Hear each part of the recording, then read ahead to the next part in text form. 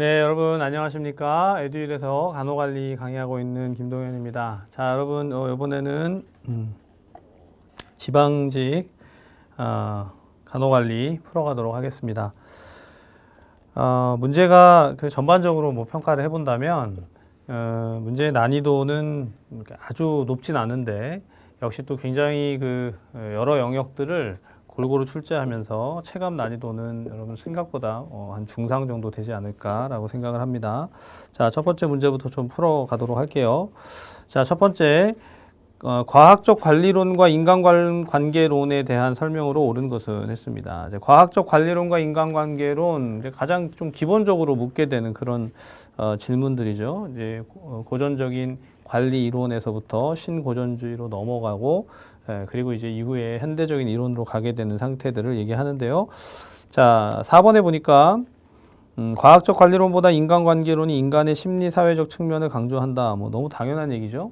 위에 보시면 공식 조직 구조를 더 강조하는 것은 과학적 관리론이고, 노동의 효율성을 강조하는 것도 과학적 관리론, 또 조직 외부 환경을 강조하는 것, 과학적 관리론이나 인간관계론은 조직의 외부 환경에 그렇게 관심이 없어요. 그냥 내부적으로 어떻게 효율적으로 갈 것이냐, 또는 인간관계를 어떻게 개선할 것이냐, 여기에 초점을 두는 거죠. 자, 답은 4번이 되겠고요.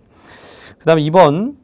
조직이 분권화될수록 기대할 수 있는 효과는, 여러분 이제 관리에서 간호관리에서 집권화 또 대분권화, 이건 시험에 그냥 단골 그런 메뉴거든요. 그래서 분권화가 되면 당연히 여러분 뭐가 되죠? 권한이 나누어지잖아요. 그에 따라서 능동적으로 일할 수 있다. 그게 핵심이에요. 자, 구성원의 창의성과 능동성을 높일 수 있다. 그게 분권화의 가장 핵심적인 효과다라고 볼 수 있겠습니다. 더 설명이 필요 없죠. 자, 밑에 조직 전체의 통합적인 업무 조정이 용이하다. 통합적으로 업무 조정을 하는 것은 분권화보다 집권화가 훨씬 더 좋고요. 그 다음 중복과 비용, 업무 중복과 비용 낭비를 줄일 수 있다. 이것도 역시나 집권화의 측면입니다. 최고 관리자 리더십 발휘가 용이하다. 당연히 집권화죠. 당연히. 센트럴라이제이션. 자, 그래서 답은 1번이 되겠고요. 그 다음 3번. 다음에서 설명하는 의료인의 의무는 환자의 자율성 존중 원칙을 바탕으로 한다. 이 의무를 위반할 경우 전단적 의료에 해당이 된다. 자, 여러분 이게 이제 전단적 의료에 대한 개념을 아느냐, 또 위에 있는 자율성 존중의 원칙하고 어떤 관계가 있느냐. 이제 핵심은 설명을 하고 동의를 구했느냐 이거죠. 만약에 설명을 하지 않고 동의를 구하지 않았으면 unauthorized 해서 전단적인 의료에 해당이 되는, 그냥 의료인이 마음대로 하는, 고지하지 않고 알려주지 않고 동의받지 않은 그런 의료의 실행이라고 볼 수 있겠죠. 답은 2번이 되겠습니다. 4번. 간호 서비스의 과정적 측면을 평가하는 지표는, 여러분 이제 간호 서비스의 평가를 할 때 구조적인 측면, 과정적인 측면, 결과적인 측면 이렇게 각각 다 측정할 수 있잖아요. 그래서 이것을 다 측정하는 평가의 지표 내지는 이것에 있어서의 접근하는 그런 접근 방식들을 생각하면, 과정적인 것은 뭐죠? 지금 매 진행마다 어떻게 이게 실행되고 있는지를 건건히 확인하는 거. 자, 그래서 1번에 보니까 환자 확인 절차의 준수율, 환자를 확인하느냐, 자기가 간호 서비스를 할 때 환자를 확인하느냐 안 하느냐는 과정적인 것으로 볼 수 있죠. 근데 만약에 최종적인 감염률이 얼마나 높냐 낮냐, 서울시 문제에서 있었는데 높냐 낮냐를 판단하는 것은, 그건 뭐가 되죠? 여러분 그건 결과적인 질평가의 관점으로 이해할 수 있을 겁니다. 자, 그래서 답은 1번이 되겠죠. 거기 밑에 보면 수술 후에 합병증의 발생률, 여러분 이게 이제 결과적인 것이고, 자가간호의 실천율이라든가 질병 분별 재원 인수라든가 이런 것은 과정적이기보다는 결과적인 것으로 이해할 수 있을 겁니다. 자, 5번. 페이올의 행정관리론에서 제시한 관리 원칙만을 모두 고른 것은, 자, 여러분 페이올의 행정관리론, 이제 고전적인 관리론에 있어서 과학적 관리론, 그리고 행정관리론, 그리고 관료제, 이렇게 이제 관리 이론들을 얘기하잖아요. 관리 이론을 이야기할 때 과학적 관리론이나 행정관리론을 얘기하고, 특히나 페이올의 행정관리론의 관점에서는, 자, 여러분 페이올의 행정관리론은 기획, 조직, 지휘, 조정, 통제, 이런 원칙들을 제시했었고, 그리고 그 페이올에 14개의 관리 원칙이 있었어요. 그 14개의 관리 원칙은 우리가 이렇게 기억을 했었죠. 페이올의 분권 규명을 위해서 방공을 집계하고 집공, 고창, 사기 뭐 이렇게 말이 안 되는 걸로 외웠었잖아요. 네, 그 안에 들어가는 것들을 따지는데 통솔 범위는 여기에 해당되지 않습니다. 통솔 범위는 페이올의 행정관리론의 관리 원칙에 해당되지 않는다. 자, 그 다음에 6번. 데밍의 PDCA 사이클 중에서 문제 해결을 위해 변화 계획을 소규모로 시범 적용하여 검증하는 단계. 이게 플랜 2 하잖아요. 플랜 2. 그래서 2가 실제로 실행하는 거예요. 계획하고 나서 바로 검증해보는 단계가 지금 문제에서 묻고 있는 변화 계획을 소규모로 시범해보는, 시범 적용하는 단계다라고 보겠습니다. 어려운 문제가 아니죠. 6번에 4번, 답은 2번이 되겠고요. 그다음 7번. 7번이 여러분 좀 이제 정말 공부했던 게 다 적용이 돼야 되는 그런 문제였는데 여기서 이렇게 좀 막히셨을 수도 있겠다라는 생각을 해봐요. 뭐냐면 동기부여 이론을 아주 그냥 다 사용했어요. 동기부여의 이론, 여러분 동기부여 이론이나 리더십 이론이나 이런 거 문제 출제된다고 그랬잖아요. 근데 동기부여 이론을 보면 각 유사한 욕구나 관점을 비교한 것이다. 제가 여러분들 강의할 때도 그랬는데 동기부여의 이론이 이게 내용 이론과 과정 이론과 이렇게 나누어지고 각 이론들마다 자 여기 지금 문제가 나온 게 이거 딱 이거거든요. 욕구 단계 이론과 그 다음 뭐예요? 성취 동기 이론, 맥클리랜드의 성취 동기 이론 그리고 XY 이론, 네. 맥그리거 XY 이론 이 이론들 간에 얘네들이 각각 어떤 측면에 있어서는 다 결국 똑같은 얘기를 하고 있는 거다. 자, 그래서 자아실현의 욕구, 존경의 욕구, 사회적인 욕구, 안전의 욕구, 생리적인 욕구를 두고 성취 동기 이론에서 자아실현의 욕구나 존경의 욕구는 뭐라고 볼 수 있느냐? 답은 뭐예요? 여러분, 성장 욕구. 성장 욕구. 자아실현의 욕구는 성장 욕구, 그리고 존경의 욕구는 뭐라고 보죠? 친화의 욕구, 권력 욕구죠. 권력 욕구, 권력 욕구, 성장의 욕구, 권력의 욕구로, 권력 욕구로. 그리고 이제 사회적인 욕구가 뭐예요? 친화 욕구로 이해를 하는 것이죠. 그래서 성장 욕구나 권력 욕구는 구분하자면 XY 이론에서는 Y 이론에 해당이 될 것이고 사회적 욕구와 안전 욕구, 생리적 욕구 얘네들은 뭐에 해당이 돼요? X 이론에 해당이 될 것이다. 특히나 안전 욕구와 생리적인 욕구죠. 사회적 욕구는 친화 욕구에 해당이 되고 여기 이제 안전 욕구나 생리적인 욕구가 본능적인 그런 측면들 뭔가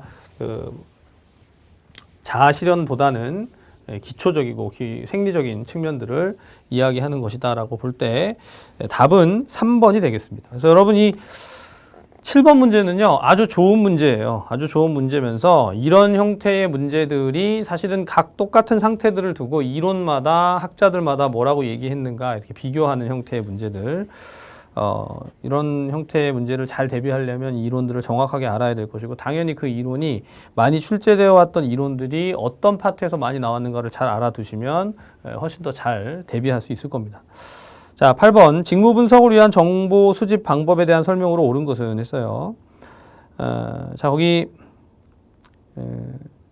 1번에 보시면 직무 수행자가 매일 자신의 직무를 관찰하여 기록한다. 관찰법은 다른 사람이 모니터링하고 관찰하는 거잖아요. 그래서 1번 틀렸고요. 2번 직무 수행자가 설문지를 배포해서 직무 요건을 조사한다. 직무 수행자에게 설문지를 배포해서 직무 요건을 조사한다.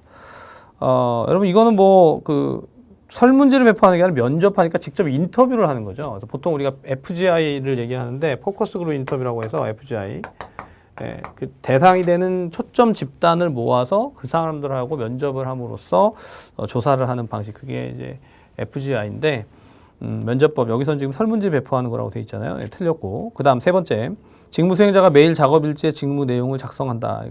매일 작업일지의 직무 내용을 작성하는 게 아니라 특정 사건에 대해서 특정 중요한 어떤 이벤트에 대해서 기록을 하는 것을 말하죠. 그래서 다 1번에서 1, 2, 3번은 다 틀렸고 4번 작업 표본 방법 직무 분석자가 전체 직무 활동 중에서 일부 작업을 표본 선정하여 관찰한다. 이게 이제 표본을 뽑는 것이다. 이렇게 이해할 수 있겠습니다.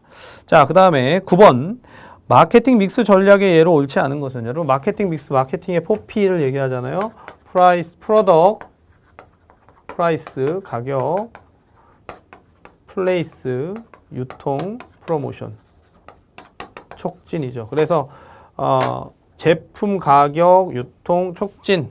자, 각각의 방법들을 지금 나열하고 있는데 4번에 보니까 가정의 달 5월에 건강검진 서비스를 받은 노인에게 사은품을 지급하는 행사는 여러분 가격 전략이 아니라 뭐예요? 촉진 전략이 되죠. 프로모션. 건강검진 서비스를 더 잘 받을 수 있도록, 많은 사람들이 받을 수 있도록 프로모션 하는 것이다. 에듀윌 유료 회원만의 특별한 서비스.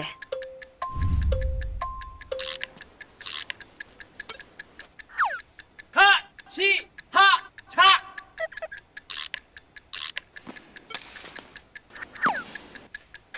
하치하차 정답! 같이 하자 친구야 에듀윌 유료 회원!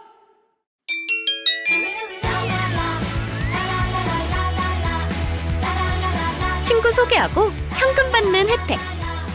오직 에듀윌 유료 회원에게만. 자, 10번.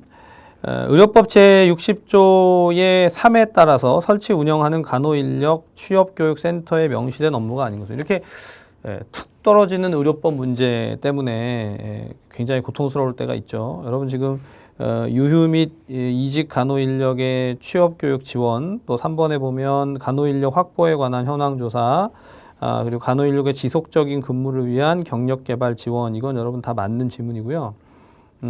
지금 2번에 우수한 간호사의 확보와 적절한 공급을 위한 기본시책 수립, 이것은 이 법령에 해당되지 않은 그런 내용입니다. 그래서 사실 법령과 관련된 문제들은 이렇게 매 시험마다 시험을 보고 나면 도대체 이 법령을 왜 냈는가 뭐 이렇게 생각되는 것들도 있을 수 있는데, 그래서 법령 문제는 좀 난해하고 애매하다. 그래서 그것을 결국은 이제 관리의 관점에서는 기획, 조직, 인사, 지휘, 통제 이런 관점에서 보면 취업 교육에 대한 것들을 간호 인력을 어떻게 개발하거나 확보하거나 유지할 것이냐, 이런 관점에서 법령이 명시돼 있다라는 것을 잘 좀 기억해 둘 필요가 있겠다. 그래서 이후에 대비를 한다면 이 법령들을 좀 세밀하게 좀 살펴보고 법령이 분명히 한두 문제가 나오거든요. 근데 우리가 잘 알고 있는 문제들이 나오느냐, 아니 그렇지 않은 것을 또 출제할 가능성이 있어요. 이른바 난이도 조절을 위해서 자, 그런 것들에 좀 대비를 해볼 필요가 있겠습니다. 자, 11번 간호전달 체계 유형에 대한 설명으로 옳지 않은 것은, 간호전달 체계에는 문제가 거의 출제가 된다라고 보라고 그랬죠. 간호전달 체계는 이거는 딜리버리 시스템 자체가, 간호전달 체계가 보건의료의 전달 체계, 간호전달 체계, 그래서 팀 간호냐, 기능적인 거냐, 1차 간호 방법이냐, 아니면 사례 관리냐, 이제 이렇게 얘기하잖아요. 자, 마지막에 보니까 한 명의 간호사가 한두 명의 환자를 담당해서 필요한 모든 간호 서비스를 제공한다. 여러분, 이게 한두 명의 간호사라고 한두 명 이렇게 해놨으니까 그렇지만, 한 명의 간호사가 담당해서 모든 걸 다 하는 게 이제 거의 1차 간호의 방법이죠.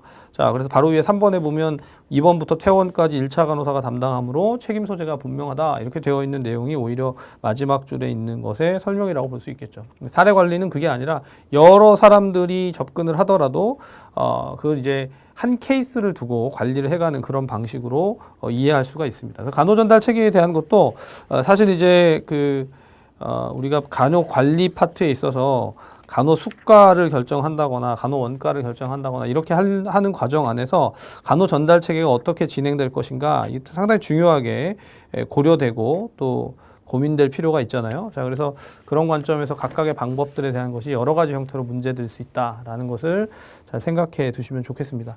자, 12번. 다음에서 설명하는 권력의 유형은 했어요. 여러분, 권력 유형은 어디서 등장하냐면 조직 파트에서, 자, 조직에 들어가게 되면 조직의 개념이라든가 과정들을 얘기하고 조직에 있어서 어떻게 책임 권한이 주어지는가, 조직의 구조를 얘기하고요. 그 안에서 권력과 권한을 얘기합니다. 특별히 권력이라는 것은 지금 문제에 보면 강압적 권력, 합법적 권력, 준거적 권력, 전문적 권력 이렇게 돼 있잖아요. 권력 자체가 여러 가지의 형태로 나눠질 수 있다. 자, 근데 문제를 보니까 A 간호팀장은 공정하고 성실한 업무 처리와 상대방을 배려하는 인간관계로 평소에 팀은 물론 간호부 내에서도 간호사들의 존경을 받는다. 여러분, 이건 뭐예요? 특별한 자질을 가지고 기반을 그 사람의 어떤 소양이라든가 인격 때문에 호감과 존경심이 생긴다. 그걸 우리가 준거적 권력이라고 합니다. 준거적 권력. 비공식적 권력이고 개인적인 권력이에요. 자, 전문적인 권력, 바로 밑에 있는 전문적인 권력, 그 사람이 가지고 있는 전문성이나 기술 등에 기반을 둔 권력이 전문적인 권력이고요. 자, 위에 있는 강압적 권력이나 합법적 권력은 공식적인 권력이 될 수 있겠지만 밑에 준거적 권력이나 전문적 권력은 비공식적 권력에 해당이 되는 것이고 문제 12번에서 묻는 것은 3번 준거적인 권력에 해당이 된다. 자, 그 다음 13번. 다음에 설명하는 격리 방법이 모두 요구되는 질병은 했습니다. 자, 의료인은 환자 병실에 들어갈 때 수술용 마스크를 착용한다. 코호트 격리를 한 경우 병상 간 거리는 1m 이상을 유지한다. 환자가 병실 밖으로 이동하는 경우 나가기 전에 손 위생을 수행한다. 자, 여러분 이런 것들이 이제 다 적용되어지는 것은 결국 그 환자 관리의 측면에서 어디에서 등장하냐면 자, 환자 관리에서 이게 접촉주의냐 또는 일반적인 그런 뭐죠? 비만 감염주의냐 이런 이제 그 방법들의 차이가 있죠. 자, 그래서 여기 지금 그 문제에 주어져 있는 코호트 격리를 한다거나 또는 환자가 바깥으로 나갈 때 손위생을 주의한다거나 이런 부분들은 지금 문제 안에서 100일에 해당되는 호흡기 감염에 해당되는 100일에 관련된 그런 질병이라고 그런 격리 방법이라고 볼 수 있고요. 자, 격리 방법과 관련해서는 환자의 감염 관리 파트에서 문제가 출제된다고 그랬잖아요. 호흡기주의, 또 혈액주의, 접촉주의, 그리고 혈액주의 자 주어지는데 이게 표준 전파주의냐 아니면 접촉주의냐에 따라서 굉장히 다르고 그리고 그 접촉주의냐 또는 공기 전파주의냐 비말 전파주의냐 자 그에 따라서 각각 적용되는 그 방법들이 다르잖아요. 자, 여러분 홍역이나 수두 이런 질환들은 공기 전파주의에 해당이 되는 그런 그 논의이지만 지금 100일에는 접촉 전파주의에 해당되는 이제 코호트 격리를 하는 그런 방식에 해당되는 내용이라고 보시면 되겠습니다. 사실 이게 문제가 좀 애매하죠. 그래서 어떤 격리 방법이 적용되느냐. 그러니까 홍역과 수두는 같은 맥락이고, 홍역과 수두, 폐결핵 이런 건 같은 맥락이고요. 그리고 지금 이제 100일에는 또 별도로 접촉 전파 주의에 해당되는 것으로 그렇게 이해하시는 것이 좋겠다. 자, 14번. 다음은 의료법인 재무상태표이다. 가에서 다에 들어갈 말로 바르게 연결하고. 사실 14번 문제가 여러분들 굉장히 좀 당황스러울 수 있는 문제였을 겁니다. 자, 재무관리에 대한 것을 공부를 했다고 하더라도 이런 이제 차변, 대변, 대차대조표를 보는 것은 익숙하지 않기 때문에 좀 어려우실 수 있었을 텐데, 자, 기본적으로 가에 들어가는 것은 자산에 대한 것이고요. 나는 부채, 유동 부채, 그리고 마지막 다에 들어가는 것이 자본이죠. 그래서 유동 자산, 비유동 자산, 또 유동 부채, 또 비유동 부채, 그리고 자본까지 이것이 이제 자산과 자산이 부채 플러스 자본의 값으로 그렇게 계산이 되는 거죠. 그래서 가의 자산, 나의 부채, 다의 자본으로 보시면 되겠습니다. 자, 15번. 한국 간호사 윤리 강령상 전문가로서의 간호사 의무 영역에 해당하는 항목은 여러분 간호사 윤리 강령도 문제에 출제된다. 이건 이제 뭐 가장 기본적인 문제. 그러니까 뒤쪽에 윤리 파트에서 출제할 수 있는 거의 유일한 문제의 그런 그 거리인데 간호사 윤리 강령 안에서 전문가로서의 간호사 의무 영역에 해당하는 것 간호 표준, 뭐 교육 연구, 그렇죠? 전문적인 활동, 안전한 간호 제공, 정의와 신뢰의 증진, 건강 및 품위의 유지 이런 것들이 다 전문가로서의 간호 의무 안에 포함이 되는 항목이죠. 거기 대상자의 보호라든가 건강 환경 구현이라든가 여러분 이런 부분들 대상자 보호는 간호사와 협력자의 파트에 건강 환경 구현은 간호사와 대상자 파트에 그리고 관계 윤리 준수 이것도 간호사와 협력자의 파트 안에 해당되는 그런 항목이죠. 결국 이걸 이제 부분적으로 묻게 되면 쉽지 않은 문제가 된다라고 말씀드렸는데 여러 차례 출제가 됐었기 때문에 또 충분히 또 공부를 했어야 하는 그런 영역이라고 보겠습니다. 자, 16번. 다음 상황에서 부름의 기대 이론에 따른 기대감과 수단성의 수준은 여러분 기대 이론은 뭐죠? 동기 이론 중에서 과정 이론이죠. 과정 이론. 동기의 내용상의 이론과 과정상의 이론으로 크게 나누어지죠. 그러니까 지금 동기 이론 문제를 앞에서도 내고 뒤에서도 내고 이렇게 낸 거예요. 동기의 과정상의 이론으로서 기대 이론을 문제로 냈는데 두 가지의 항목이 있죠. 기대감과 수단성. 자, 기대감과 수단성을 볼 때 기대감은 당연히 이 일이 이루어질 것이다. 자, 보니까 팀 리더를 맡게 된다면 최고의 성과를 거둘 것이다. 자, 그런데 그 성과가 본인이 기대하는 승진 평가에 영향을 주지 않을 것이다. 자, 기대감과 수단성의 측면을 봤을 때 기대감은 높지만 수단성은 낮다. 그러면 실제로 동기부여가 되는 데 있어서 내용이 아니라 과정적인 측면에 있어서 동기부여가 되기가 좀 어려울 수 있겠다. 두 가지가 합쳐지게 되면. 그래서 보세요. 리더 역할을 맡는 것을 주저하고 있다. 결과적으로 그런 그 특정 행동을 하는 데 있어서의 실질적인 동기, 모티베이션이 떨어질 수 있다. 그걸 지금 16번에서 문제로 묻고 있는 거죠. 사실 동기부여와 관련된 내용상의 이론이나 과정상의 이론이나 앞에서 보신 것처럼 내용 이론은 다 묶어서 지금 문제를 출제했잖아요. 근데 이제 과정상의 이론에 해당되는 뭐 브룸의 이론이라든가 기대 이론이라든가 공정성 이론이라든가 아담스의 자 그런 이론들을 가지고 문제를 출제하게 되면 지금처럼 조금 더 구체적인 문제들로 들어갈 수 있기 때문에 우리가 공부를 하는 데 있어서도 이론에 대한 것은 잘 또 세밀하게 구체적으로 살펴볼 필요가 분명히 있겠습니다. 자, 17번. 환자 안전 법령상 병상수가 200병상 이상인 병원급 의료기관이 환자 안전사고 보고에 대한 설명으로 옳지 않은 것은 자 여러분 첫 번째 보세요. 의무보고 대상인 환자 안전사고가 발생한 경우 그 의료기관의 장이 보고하여야 한다. 진료기록과 다른 의약품이 투여돼서 환자에게 경미한 신체적 손상이 발생한 경우 자유를 보고할 수 있다. 그 다음 다른 부위 4번에 보시면 다른 부위의 수술로 환자 안전사고가 발생한 경우 심각한 신체적 정신적 손상의 발생 여부와 관계없이 의무보고한다.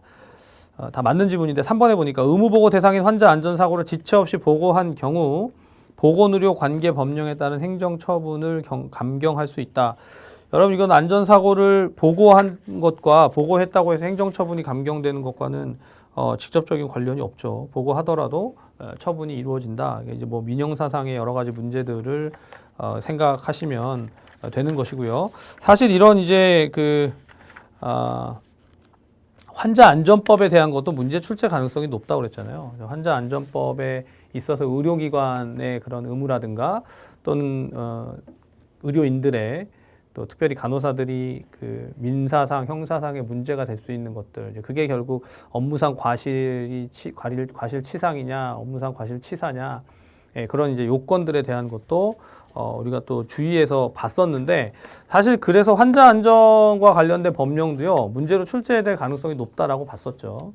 자, 근데 이제 이렇게 아주 구체적인 사안을 가지고 문제를 주었기 때문에 이런 문제들도 이후에도 이제 법령에 대한 것을 정확하게 알고 어디다 적용을 할 것인가를 잘 생각하고 대비를 해볼 필요가 있겠습니다. 그러니까 결국 이제 문제가 한번 출제되면 그 문제 출제를 기반으로 해서 우리가 봐야 될 것들을 또 리스트업하고 그에 따라서 정리할 수 있기 때문에 이게 이 법령 문제가 특히나 의료법이나 환자안전 법령이라든가 또는 윤리강령이라든가 이런 파트들이 사실 같은 맥락이에요. 그런 문제들이 출제될 가능성이 있다는 것을 항상 우리가 예의주시하지만 잠깐 말씀드리면 의료법이 출제되는 것이나 지금처럼 관련 법령 또는 윤리, 강령 이런 부분들은 그냥 세트로 묶어가지고 얘네들은 출제가 된다.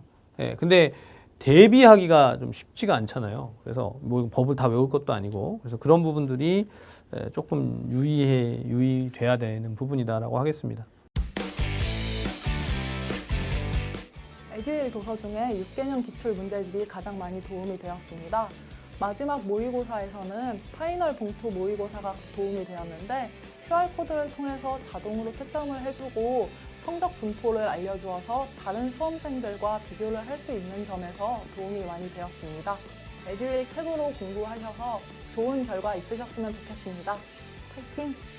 에듀윌은 합격이다. 자, 그 다음에 만츠와 심스의 셀프 리더십을 훈련하기 위한 인지 전략은 했어요. 여러분 기본 교재에서 그 셀프 리더십에 대한 부분이 등장하는 게 어디냐면 리더십 파트의 후반부, 그렇죠?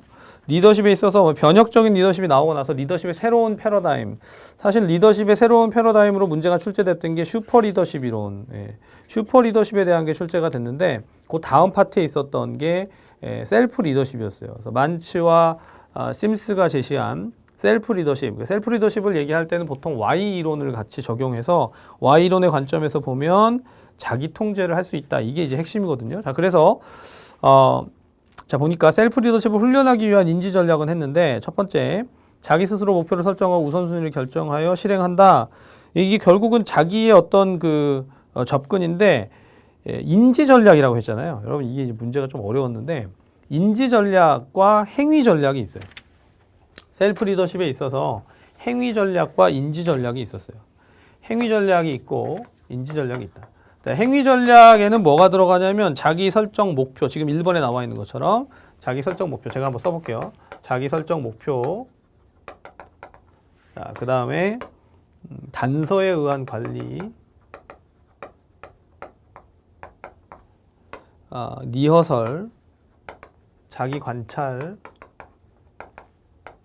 자기 보상, 스스로 교정, 피드백.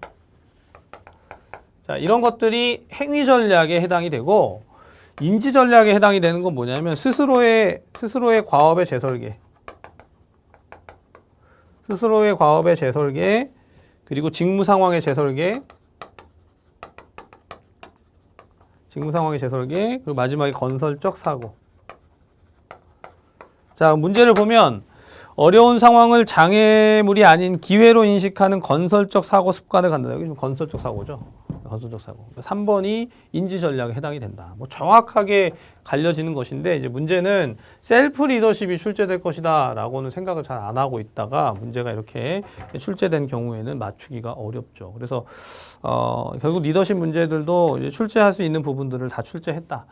근데 물론 서울시 문제에서는 또 리더십 문제가 어떤 그 아주 전형적인 문제가 출제되기도 했었는데 각 파트마다 각 시험마다 그 중요하게 여겨지는 것을 어느 수준까지 출제하는가가 항상 관건이잖아요. 여러분 그래서 대비를 할 때는 여기 이제 그 우선순위를 둘 때 기존에 출제됐던 리더십의 문제들, 리더십의 특성 이론이라든가 행동 이론이라든가 또는 상황 적합성 이론이라든가 피들러의 그런 관점들을 하나하나 다 보고 이후에 이제 어디까지 리더십 이론이 확장되고 있는가, 뭐 섬기는 리더십부터 또 우리 셀프 리더십, 앞에서 봤던 슈퍼 리더십, 이런 리더십에 대한 내용들을 잘 살펴보는 것이 시험에 대비하는 좋은 방법이 되겠다라고 보겠고, 자 19번에 터크만의 팀 발전 과정, 서울시에서도 터크만의 그 형성기에서의 특징을 문제로 냈는데 여기 보면 터크만의 팀 발전 과정의 발정을 순서대로 나열한 것은, 바르게 나열한 것은 했는데요. 답은 1번이 됩니다. 그래서 형성기, 격동기, 또 규범기, 성과기, 해지기 보통 이렇게 얘기하거든요. 그래서 형성기, 격동기가 갈등기, 그리고 규범기, 성취기 내지는 성과기, 그리고 해체기, 그렇게 해지기, 뭐 해체기, 해제기 이렇게 해지기, 해체, 해지 이렇게 설명을 하죠. 자, 그래서 터커만의 팀 발전 과정도 서울시 문제를 제가 해설하면서 말씀드렸는데 터커만이 심리학자고요. 그 심리학자가 작은 팀이 어떻게 성장해 가느냐, 이 사람이 썼던 그 이론 중에 Development of Sequence in Small Group이라고 해서 작은 그룹이 어떻게 발전되어 갈 것인가, 발전적인 결과를 가질 것인가, 자, 그런 그 이론 안에서 팀 발전 과정을 나열한 것을 문제로 출제하고 있습니다. 그래서 형성기, 갈등기, 규범기, 성취기, 해체기로 가게 된다. 자, 그다음 마지막 20번 문제, 개인정보 보호 가이드라인상 의료기관에서 인터넷이나 전화를 통한 진료, 검사 예약 시 개인정보 처리 기준으로 옳지 않은 것은, 자, 거기 보시면 여러분 이 개인정보 보호에 대한 것이 이것도 그 윤리, 도덕, 그렇죠? 법적 기준, 이런 맥락에서 이제 최근의 어떤 방향을 적용한 것이다라고 볼 수 있습니다. 자, 그래서 인터넷으로 수집한 주민등록번호는 암호화해야 한다. 단순 예약을 위한 주민등록번호 수집은 원칙적으로 허용되지 않는다. 4번 진료 목적일 경우에는 14세 미만 아동에게 법정 대리인의 동의 없이 개인정보를 수집할 수 없다. 자, 1, 2, 4번은 다 맞는 정보인데 3번에 보면 전화를 통하여 필요한 개인정보를 수집할 때 통화 내용은 녹취할 수 없다. 여러분 요즘 이렇게 우리가 그 개인정보를 보호하지만 어떤 특정한 계약을 하거나 또는 의료기관을 이용하거나 이런 과정에 있어서 녹취가 개인정보 수집할 때 통화 내용이 녹취되는 경우들이 있잖아요. 그것은 이 문제 안에서 지금 개인정보 처리 기준에 3번은 해당되지 않습니다. 그래서 20번과 같은 문제가 이제 예상치 않던 문제죠. 우리가 뭐 개인정보 보호 가이드라인을 다 어떻게 뭐 기억할 것이냐, 별로 이제 신경 안 쓰던 그런 부분들이 문제로 출제되기도 했는데, 자, 간호관리 전체를 놓고 보면 그 지방직에서의 문제는 몇몇 좀 예상하지 못했던 문제들, 예측이 안 됐던 문제 있죠. 예측이 안 됐던 문제들이 있어요. 뭐 예를 들면 제가 판단할 때 재무제표를 문제로 내거나 지금처럼 개인정보 가이드라인, 그리고 터크만. 뭐 요 정도의 문제는 조금 애매한 문제였다라고 보지만 나머지는 보세요. 자, 제가 이제 말씀드려보면 간호관리의 이론적인 측면에 해당되어지는 과학적 관리론, 그리고 인간관계론, 이런 문제는 굉장히 기초적이고 기본적인 문제죠. 출제 가능성을 충분히 예측할 수 있는 그런 문제였고, 자, 그리고 행정관리론도 여기서 같이 냈어요. 행정관리론. 자, 한편 이 전혀 좀 다른 파트이지만 마케팅 믹스, 출제가 생각되는 그런 파트들이죠. 마케팅 믹스. 번호를 한번 써볼까요? 2번, 3번. 이제 아주 예측이 가능했던 동기부여와 관련된 이론을, 동기부여 이론은 정말 문제를 아주 잘 냈다, 좋은 문제였다, 이렇게 평가하겠고요. 그리고 의료법에 대한 거, 의료법이 예상치 못하던 그런 영역 안에 포함을 시켜야겠죠. 의료법 문제가 조금 애매했다고 봐요. 그 다음 간호전달 체계.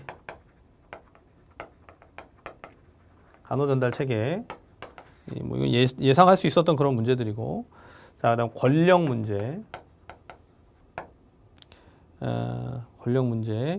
그리고 여기 이제 6번째 동기부여 이론에서 내용 이론 말고 뭐였죠? 동기부여의 과정 이론. 이런 문제들은 사실 어느 정도 출제가 예상이 됐던 문제들이라고 볼 수 있어요. 네. 그래서 상당히 좀 예측하지 못했던 문제들이나 또 예측이 됐던 문제들, 요런 이제 두 가지에서 적절한 균형을 가지고 문제를 풀었을 텐데, 여러분들이 아마 이걸 이제 대하는 데 있어서요, 생각하지 못했던 파트들, 또는 이제 좀 난해하다, 애매하다, 그러니까 준비를 한다고 했지만 사실 뭐 재무제표 같은 것들은 좀 상식적인 순에서 풀어야 하는 그런 내용들이었고, 뭐 공부를 한다고 더 맞춘다기보다 터커만 같은 경우는 정말 좀 어려웠을 것 같고요. 의료법 문제도 그렇고, 이런 이제 생각들을 해보면 난이도가 좀 중상 이상은 되었다라고 판단이 됩니다. 그래서 문제를 가지고 물론 이제 각자의 공부한 어떤 상황들에 따라서 난이도를 또 다르게 느꼈을 수도 있지만, 서울시 문제하고 비교해 보면 훨씬 더 좀 난이도가 있는 그런 문제의 출제였다라고 판단이 됩니다. 자, 그래서 여러분들 기존에 공부해 왔던 방식들을 생각해 볼 때 또 공부했던 것으로 풀 수 있는 영역들이 있었기 때문에 그것을 잘 또 대비하셨을 것이다라고 생각을 하고, 이제 다시 이제 대비를 해서 문제를 풀어간다면, 준비를 한다면, 이제 무엇보다 출제 파트들이 근데 한 파트에만 몰려 있지 않아요. 그리고 되게 이제 중요하다고 여겨지는 파트들, 뭐 기획, 그리고 재무, 또 가명 관리, 이제 조직, 이런 파트들, 또 지휘 통제, 지휘와 리더십과 동기부여, 이런 파트들을 다 다양하게 문제로 다루고 있었습니다. 그래서 그런 것들을 중심으로 해서 잘 준비하고 또 공부하게 되면 이후의 출제들도 잘 대비할 수 있을 것이다. 다만 이제 어떤 파트까지 잡고 이것을 확장하고 문제가 더 업그레이드 되는가, 그것에 대한 대비는 좀 더 치밀하게 해야 되겠다라고 생각합니다. 자, 그럼 간호관리 문제 해설은 여기까지 진행하도록 하겠습니다. 수고 많으셨습니다.